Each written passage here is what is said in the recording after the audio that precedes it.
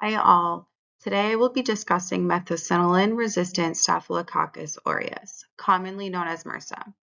Mrsa is one of the most important antibiotic-resistant bacterial pathogens worldwide and continues to remain a huge public health concern due to its ability to cause severe infections and resist multiple antimicrobial treatments. Our presentation today will go and examine the organism's history, taxonomy, structure, pathogenesis, transmission, clinical manifestations, diagnosis, treatment, prevention, and future challenges. By the end of our presentation, you will be able to describe Mrsa taxonomy and structure, explain how Mrsa causes disease, discuss modes of transmission, identify common Mrsa infections, explain current diagnosis and treatment options, and evaluate why Mrsa remains a significant health threat. These objectives will align with the major concepts required for understanding Mrsa. In addition to discussing the biology of the organism, I will also focus on the clinical significance of Mrsa and how antimicrobial resistance contributes to the ongoing challenges in healthcare and community settings. Mrsa has a long history that reflects the ongoing challenge of antimicrobial resistance. The bacterium Staphylococcus aureus was first identified by Scottish surgeon Alexander Ungston in 1880 while studying wound infections and surgical abscesses. The timeline below shows that the historical relationship between antibiotic development and the emergence of antibiotic resistance in Staphylococcus aureus. Shown in the upper portion of the figure, penicillin was discovered in 1928. And it was later introduced into clinical practice in the 1940s, revolutionizing the treatment of bacterial infections. However, resistance rapidly followed in antibiotic use, shown down here in the bottom portion of our figure. The timeline demonstrates that penicillin-resistant strains of S. aureus emerged in 1946, prompting the development of new antimicrobial agents. Methicillin was introduced in 1959, specifically to overcome the penicillin resistance. However, the first methicillin-resistant Staphylococcus aureus strain was then reported only 2 years later in 1961.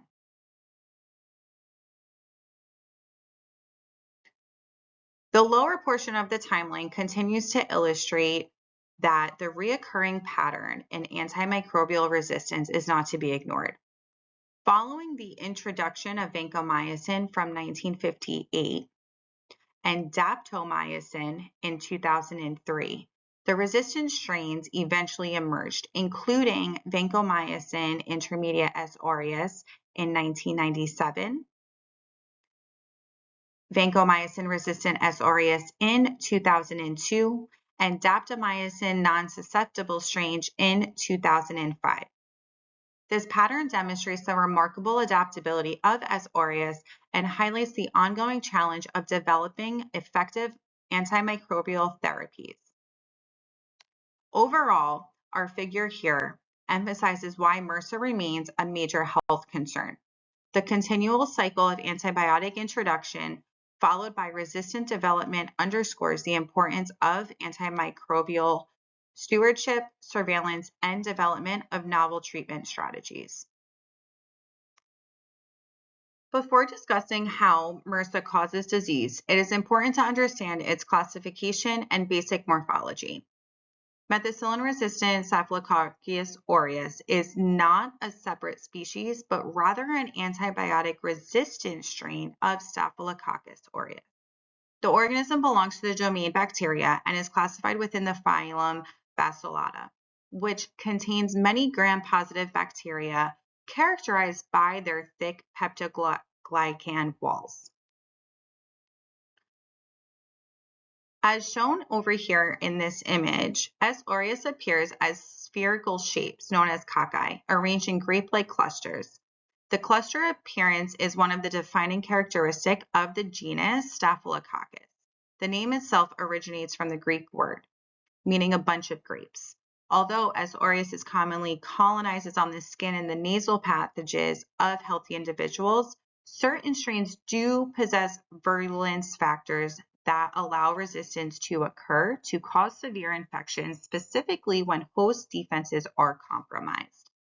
Understanding this taxonomy and the morphology of MRSA provides a solid foundation for understanding its pathogenesis, transmission, and clinical significance. As we examine the structure of MRSA, I'd like to draw your attention to the figure shown here on this slide. The image compares a gram-positive bacterial cell wall on the left, labeled A, with a gram-negative bacterial cell wall on the right, labeled B. Since MRSA is a gram-positive bacterium, we're going to focus primarily on the structure shown here in figure A. One of the most important characteristics of MRSA is that thick peptidoglycan layer, shown here in purple. This thick layer provides structural support, maintains cellular shape, and does protect the bacterium from environmental stressors. The peptidoglycan layer is much thicker in gram-positive bacteria than it is in gram-negative bacteria, which is why MRSA stains purple during a gram stain procedure. Embedded within the peptidoglycan wall layer are teichoic acids and lipoteichoic acids. These molecules help stabilize the cell wall and play an important role in the bacterial adhesion to the host tissues. They also contribute to the interactions between the bacterium and the host immune system during the infection. Beneath the peptidoglycan layer is the plasma membrane, which contains proteins involved in nutrient transport, communication, and cell wall synthesis. One important group of proteins located within the membrane are known as the penicillin binding proteins, or the PBPs, which normally help build the bacterial cell wall. For comparison, the gram-negative bacterium shown on the right contains an additional outer layer, and it is much thinner than the layer shown here in gram-positive. MRSA does not possess this outer layer membrane, making the thick peptidoglycan one of the most defining features. Another important characteristic of MRSA is the presence of the MECA-A gene, which produces an altered penicillin binding protein known as PBP2A. Although PBP2A is not specifically shown in this figure, it does function within the cell membrane and allows MRSA to continue synthesizing its cell wall even when exposed to methicillin and other beta-lactam antibodies. This adaptation is the primary mechanism responsible for methicillin resistance. Now that we have discussed the structure of MRSA, let's examine the mechanism that makes this organism resistant to many commonly prescribed antibiotics. On the left side of this image, we see what normally happens in an antibiotic-sensitive Staphylococcus aureus. The penicillin binds to proteins known as penicillin binding proteins, also known as the PBPs. These proteins are responsible for cross-linking peptidoglycan strands during cell wall synthesis. When penicillin then binds to these proteins, the cell wall construction is disrupted, causing bacterial growth to stop and ultimately leading to cell death.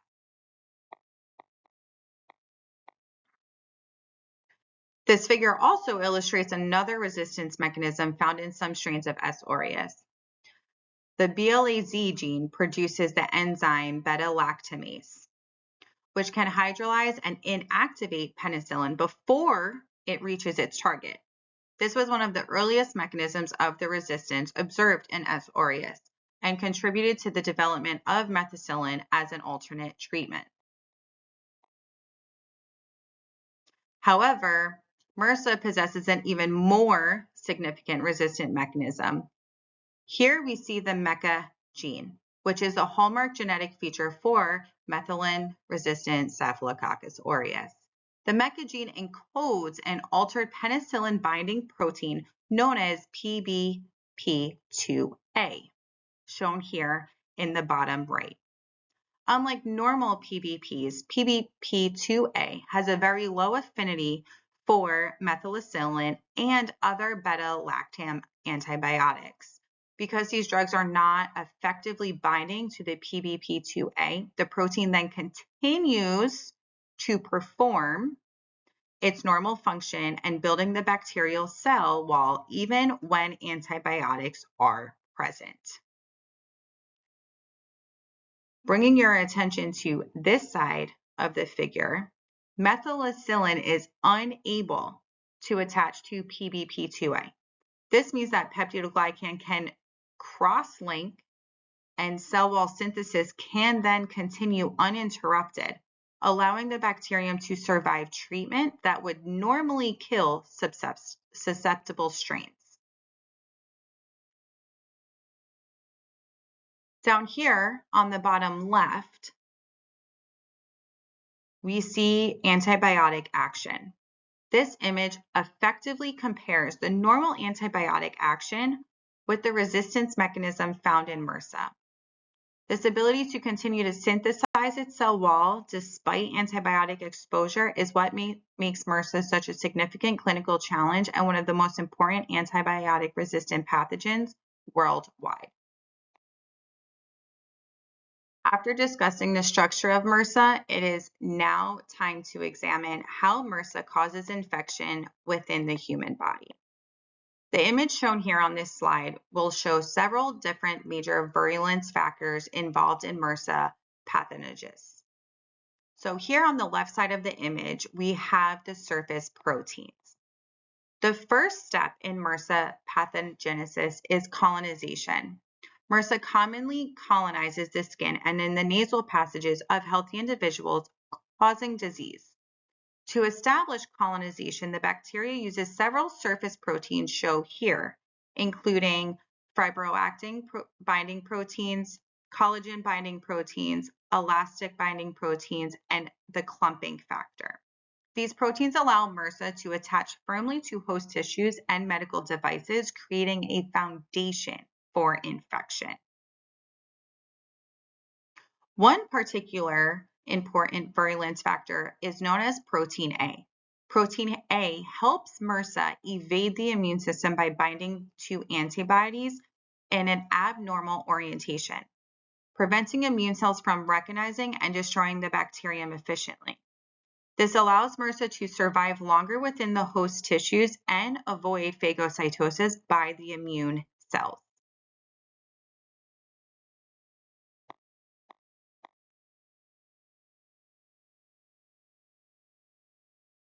Once colonization has occurred, Mrsa produces several toxins and extracellular proteins that contribute to disease. The image highlights alpha toxin, TSST1, known as the toxic shock syndrome toxin 1, and enterotoxin, B. Alpha toxin damages host cell membranes and contributes to tissue destruction, while TSST1 and enterotoxins can trigger excessive immune responses that increase disease severity. Over here in section B, it is going to highlight the important structural components of the bacterial cell wall, including peptidoglycan, lipoic acid, penicillin binding proteins. These structures not only provide support and protection, but also contribute to the bacterial adhesion, colonization, and interactions within the host immune system.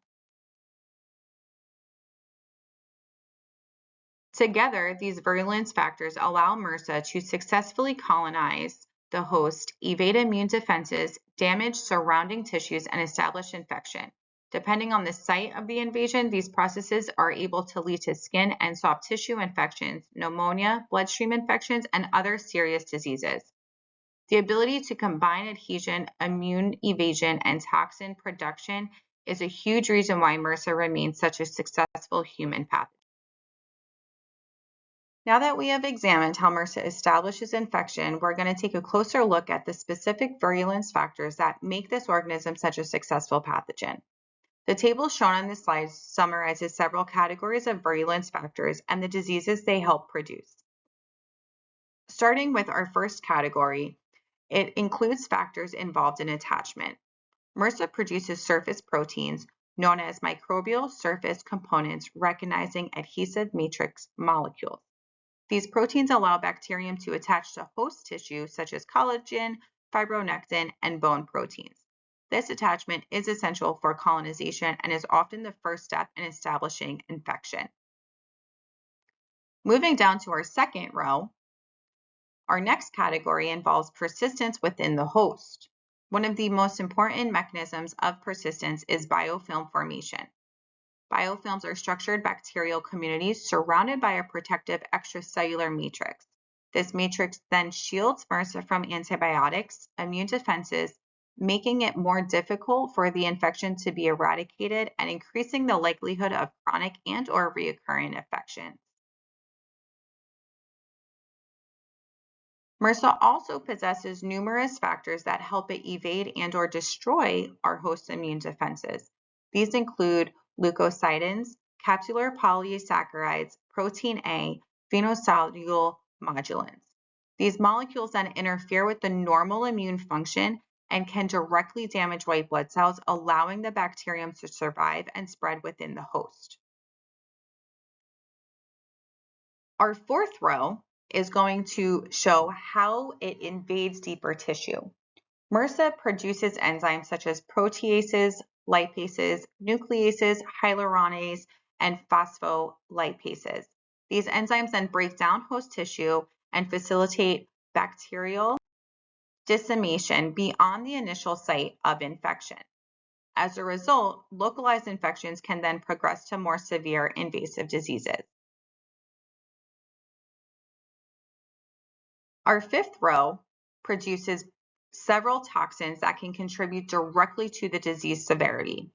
These include enterotoxins, toxic shock syndrome toxin 1, exfoliative toxins, and alpha toxins.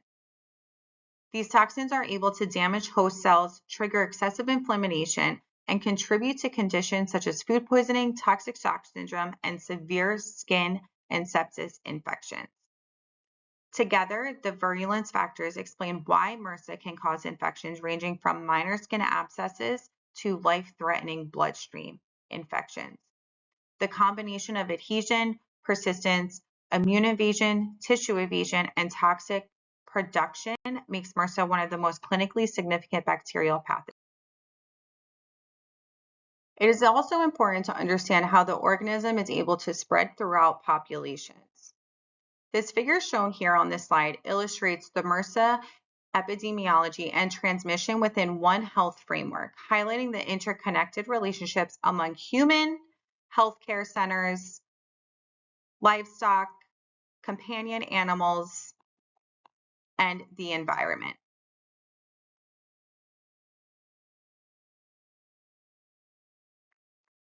Humans serve as the primary reservoirs for Mrsa. Many individuals are able to carry Mrsa on their skin or in their nasal passages, as we stated earlier, without showing any symptoms. The colonized individuals can unknowingly transmit the organism to others, making it asymptomatic carriage an important contributor to the Mrsa persistence and the spread. Our first major epidemiological category is known as the healthcare-associated Mrsa. These strains are more commonly acquired in hospitals, long-term care facilities, and healthcare environments. Patients with weakened immune system, surgical wounds, intravenous catheters, and/or prolonged hospital stays are at a risk for infection.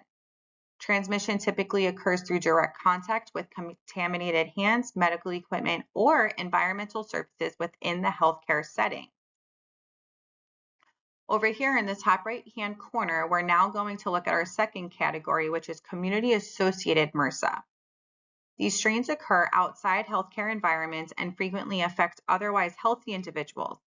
Community-associated MRSA spreads primarily through direct skin-to-skin contact and through shared personal items like towels, razors, clothing, and athletic equipment. Crowded environments and contact sports can also increase the risk of transmission. Down here, towards the bottom, we have our role of MRSA within the animals. Our livestock is associated with MRSA, and it has been identified in pigs, cattle, poultry, sheep, and goats. Individuals who work closely with livestock may acquire MRSA through direct animal contact. Furthermore, companion animals such as cats and dogs can also be colonized and may participate in the transmission from the animals to humans.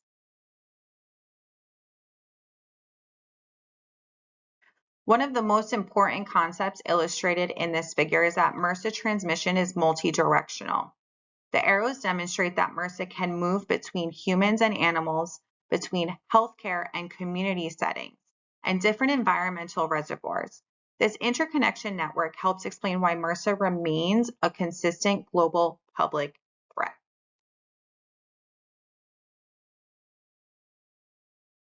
Skin and soft tissue infections represent the most common clinical manifestations of MRSA. The images shown on this slide demonstrate the clinical spectrum of MRSA skin infections, ranging from localized abscesses to severe tissue and wound infections. These infections develop when MRSA gains access to underlying tissues throughout disruptions in the skin barrier, like cuts, abrasions, surgical incisions, insect bites, or other trauma. Once an organism enters the tissue, a complex interaction occurs between the virulence factors and the host immune response, as we saw earlier in the presentation. Up here in our first image, we have one of the most common manifestations of the formation of an abscess.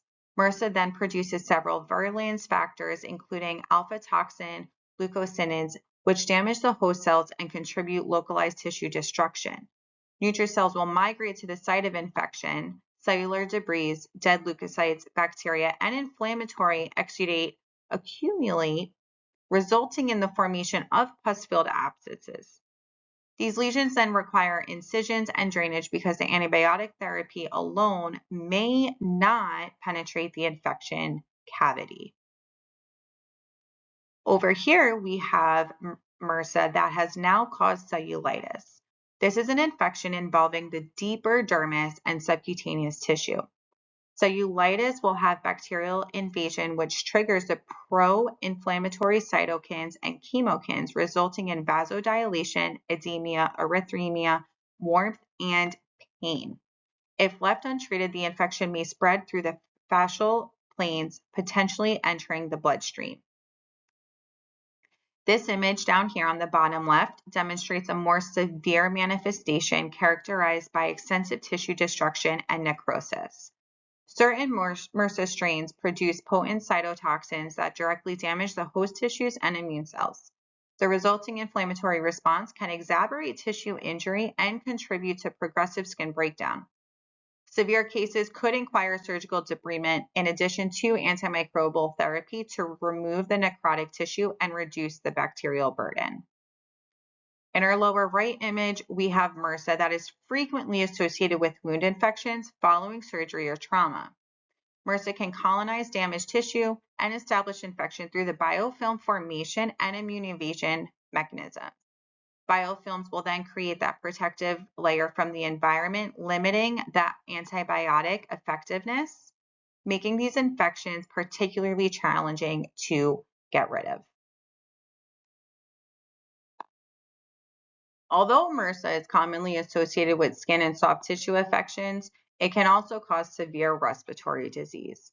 MRSA pneumonia is one of the most serious manifestations of the infection and is associated significantly with morbidity and mortality. Respiratory infections can develop from following aspiration, the spread from an infection site or secondary bacterial infection following a viral illness like the flu.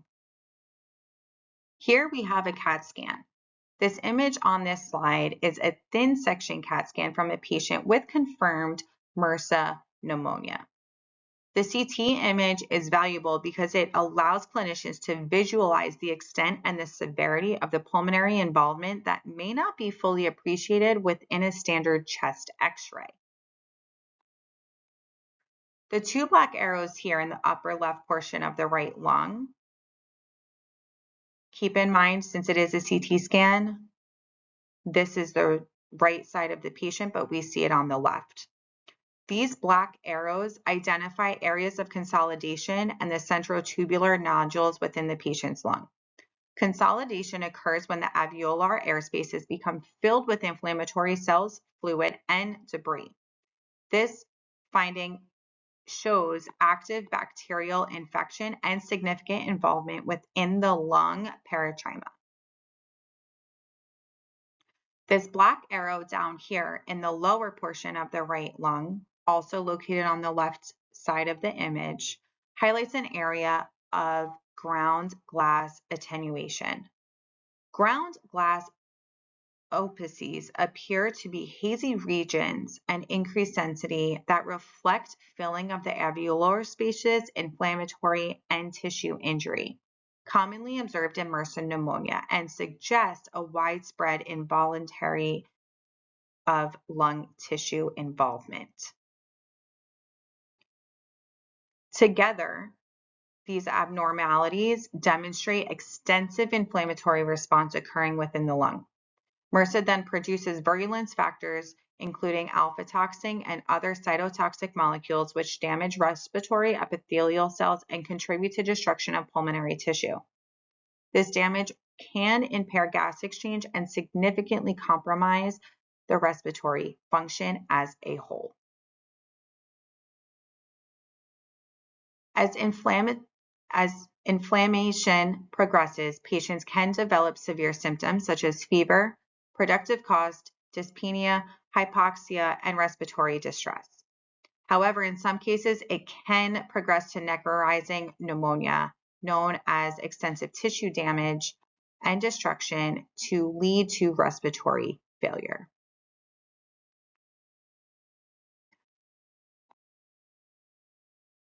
Bloodstream infections represent one of the most severe manifestations of Mrsa.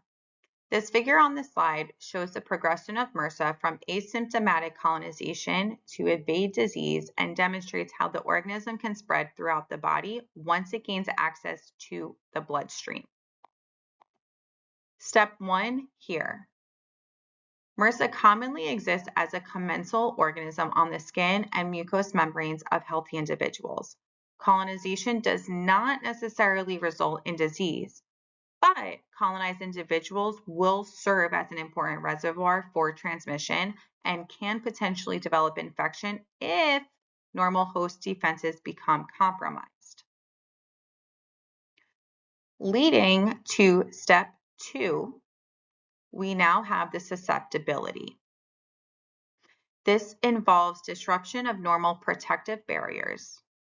As shown in the figure, skin injuries, such as cuts, burns, abrasions, can provide an entry point for Mrsa. Also, intravenous catheters and other invasive medical devices may also introduce bacteria into the deeper tissues and/or bloodstream. Compromised mucosal surfaces, particularly following viral infections such as influenza, will also increase susceptibility. Once Mrsa enters the host tissue, we land on step 3. Localized infections will develop. They often begin as skin, soft tissue infections like impetigo, abscesses, cellulitis, or wound infections. However, during this stage, Mrsa produces virulence factors that facilitate tissue invasion, immune evasion, and bacterial survival within the host.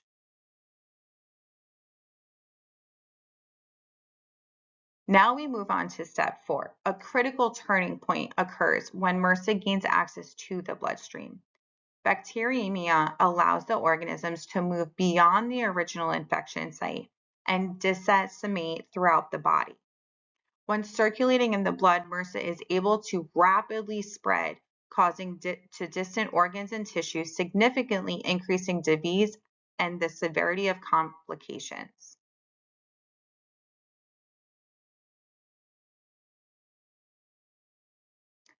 The right side of this figure demonstrates the consequences of hematagous dissemination. Mrsa can establish deep soft tissue infections, metastatic infections involving distant organs, prosthetic joint infections, and pulmonary infections. The heart icon shows and represents metastatic infections such as endocarditis, a serious complication that bacteria colonizes around the heart valves and endocardial surfaces. The secondary infection also is prolonged with antibiotics and therapy, however, in some cases, surgical intervention.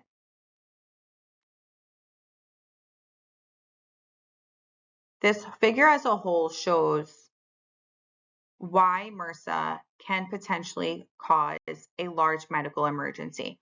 The progression from colonization to invasive disease can rapidly occur once bacteremia develops.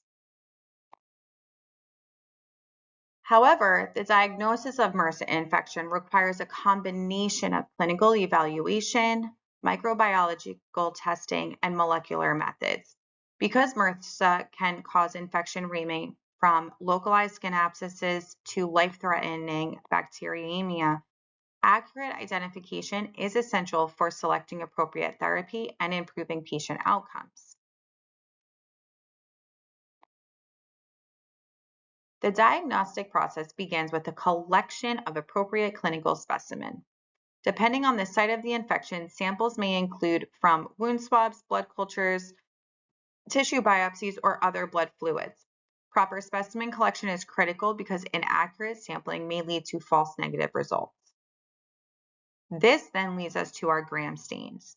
One of the first laboratory procedures performed is the gram stain. Microscopically, S. aureus appears as a gram-positive cocci arranged in grape-like clusters like we saw in the beginning of our presentation. However, gram staining cannot distinguish Mrsa from methicillin-susceptible strains. It does provide preliminary information that can help guide early clinical diagnosis. Definitive identification is typically involved in a bacterial culture. Growth on a selective media will allow laboratories to isolate S. aureus and perform additional testing. Culture remains an important diagnostic tool because it provides material for susceptibility testing and epidemiological investigations. Following isolation, antimicrobial susceptibility testing is performed to determine resistant patterns. Resistance to methicillin and other beta-lactam antibiotics help differentiate Mrsa from methicillin-susceptible S. aureus. These results are essential for guiding treatment decisions and ensuring appropriate antibiotic selection.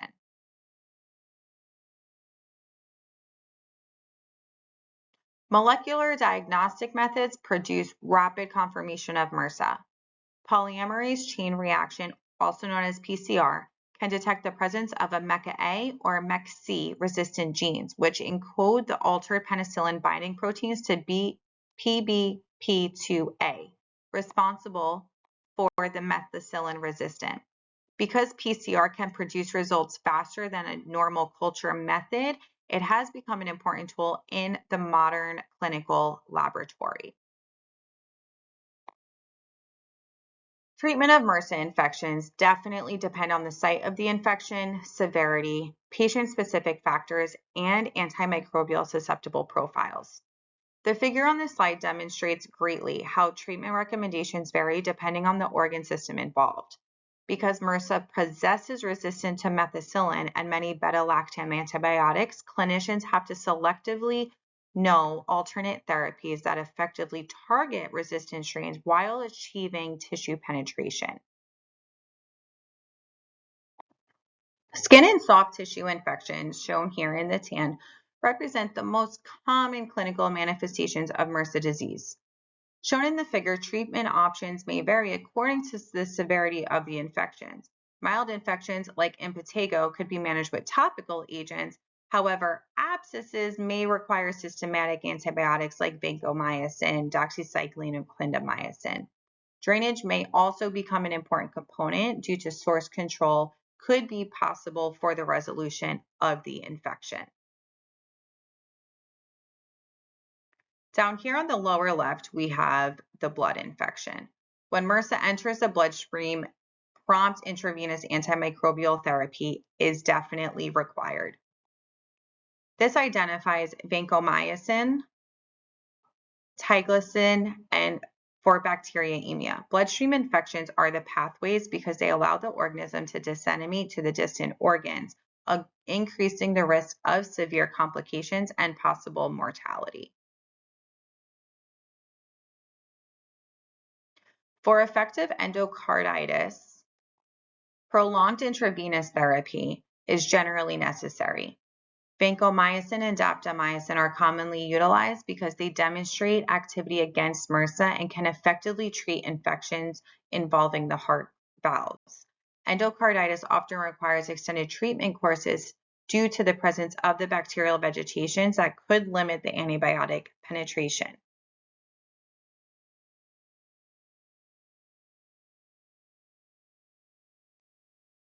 Because MRSA is capable of spreading within healthcare settings, communities, and even animal populations, prevention remains one of the most effective strategies for reducing disease burden. Infection control measures are designed to interpret transmission pathways and prevent colonization from progressing to achieve infection. Hand hygiene is considered the most simple but yet most important intervention for preventing MRSA.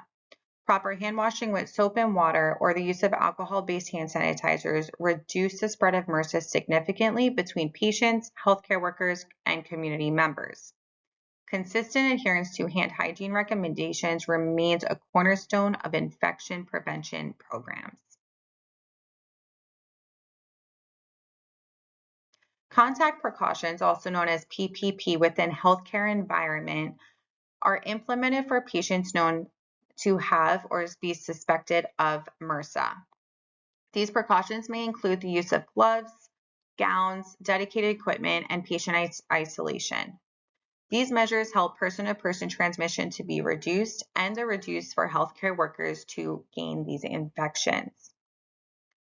Environmental contamination can also contribute to MRSA transmission. Regular cleaning and disinfection of frequently touched surfaces, medical equipment, athletic facilities, and shared community spaces also help eliminate environmental reservoirs and reduce opportunities for the bacterial spread. For certain high-risk individuals, decolonization strategies also may be recommended. These approaches commonly involve intranasal muprosarin and antiseptic body washes containing chlorhexidine. Decolonization is able to reduce the MRSA carriage and decrease the likelihood of subsequent infection and transmission in selected patient populations. Finally, antibiotic stewardship plays a critical role in MRSA prevention. Appropriate antibiotic prescription reduces unnecessary selective pressure that drives the emergence and spread of resistant organisms.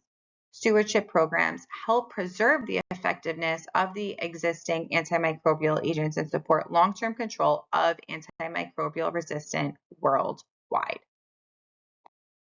Despite major advances in infection prevention, antimicrobial stewardship and treatment, methicillin-resistant Staphylococcus aureus remains significant public health concern worldwide. Shown here, we have illustrations of trends in MRSA incidences from 2005 through 2022. This demonstrates that substantial progress has been made. However, MRSA continues to persist in both healthcare and community settings. Over here in panel A shows the overall incidence of MRSA per 100,000 individuals between 2005 and approximately 2016. MRSA rates have declined substantially. This decrease reflects improvements within infection control practices, surveillance programs, hand hygiene, and antimicrobial efforts implemented throughout the healthcare system.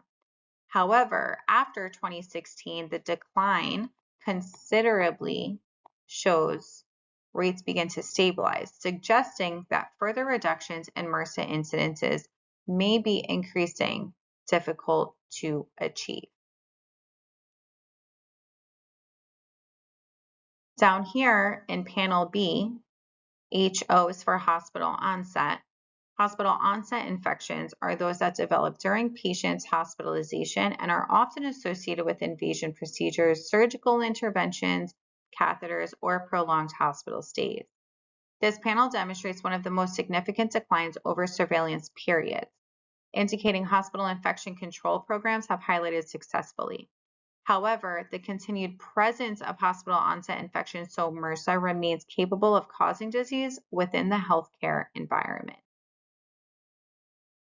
Panel C, HACO, or healthcare associated community onset of MRSA.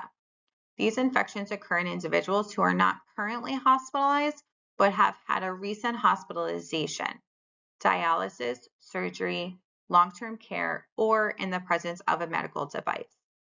HACO infections continue to account for a substantial portion of overall MRSA burden, demonstrate the need for the healthcare associated risk factors extending beyond the hospital setting itself. Down here in panel D, we have our community associated MRSA. These infections occur in individuals without traditional healthcare related risk factors.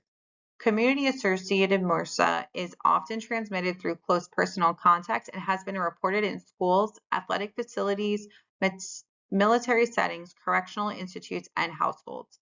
Of particular concern is the slight upward trend observed in recent years, suggesting MRSA remains well established within community populations despite our ongoing prevention efforts. As we conclude this presentation, it is clear that MRSA remains one of the most clinically significant bacterial pathogens worldwide. Although originally recognized as a healthcare-associated organism, MRSA has successfully expanded into the community setting and continues to cause a broad spectrum of diseases ranging from minor skin infections to life-threatening conditions such as pneumonia, bacteremia, sepsis, osteomyelitis, and infective endocarditis. Throughout our presentation, we have explored how MRSA's success as a pathogen is driven by a combination of antibiotic-resistant mechanisms of virulence factors, the acquisition of mecha-A gene, and the production of the altered penicillin binding protein PBP2A, which allows MRSA to resist many beta-lactam antibiotics, while additional virulence factors promote the colonization, immune evasion, tissue evasion, and persistence within the host. MRSA also continues to affect both healthcare and community populations. Although surveillance data does demonstrate substantial reductions within the infection rates over the past 2 decades, recent trends indicate that MRSA remains firmly established and continues to pose challenges for infection, prevention, and clinical management. Looking towards the future, we continue to progress and depend on several key strategies.